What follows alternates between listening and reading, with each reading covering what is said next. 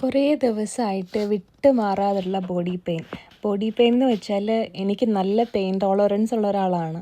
എന്നിട്ട് പോലും അസഹനീയമായ ബോഡി പെയിൻ ഒട്ടും പറ്റാണ്ടായപ്പോൾ ഞാൻ ഡോക്ടറെ കാണാം രണ്ടും കൽപ്പിച്ച് ഹോസ്പിറ്റലിൽ പോയി. അപ്പം ഇതൊക്കെയാണ് ഡോക്ടറുടെ ഫൈൻഡിങ്സ്. ബട്ട് എനിക്ക് എൻ്റേതായ കുറേ ഡൗട്ട്സ് ഉണ്ടായിരുന്നു. അവരത് മൈൻഡ് പോലും ചെയ്തില്ല.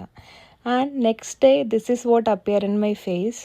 1-2 കുരുക്കളായിട്ട് വന്നപ്പോൾ തന്നെ കാര്യം ചിക്കൻ പോക്സ് ആണെന്ന് മനസ്സിലായി. പിന്നെയുള്ള കുറച്ച് ദിവസങ്ങൾ അതൊരു വല്ലാത്തൊരു ഫീല് തന്നെയായിരുന്നു. ഓരോ ദിവസം കൂടുന്തോറും പിമ്പിൾസ് കൂടി വന്നു. പിന്നെ 1 സെൻറ്റിമീറ്റർ ഗ്യാപ്പിൽ all over body and face എല്ലായിടത്തും വന്നു.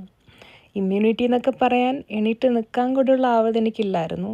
ആകെ കരിക്കും വെള്ളം പിന്നെ കുറച്ച് ഫ്രൂട്ട്സുകളുടെ ബലത്തിലാണ് ഈ കഴിഞ്ഞ 10-15 ദിവസം കംപ്ലീറ്റ് ആയിട്ട് എൻ്റെ ഇൽനെസ്സിൽ നിന്ന് ഞാൻ കുറച്ചെങ്കിലും ഒക്കെ നിന്നത്. ഹോസ്പിറ്റലിൽ നിന്നുള്ള സപ്പോർട്ട് ഭീകരമായിരുന്നു. പാരസെറ്റമോൾ കഴിക്കുക, ലൈറ്റ് വസ്ത്രങ്ങൾ ഇടുക, ശ്രദ്ധിക്കുക, സെൽഫ് കെയർ ചെയ്യുക, അതാണ് അവർ പറഞ്ഞത്.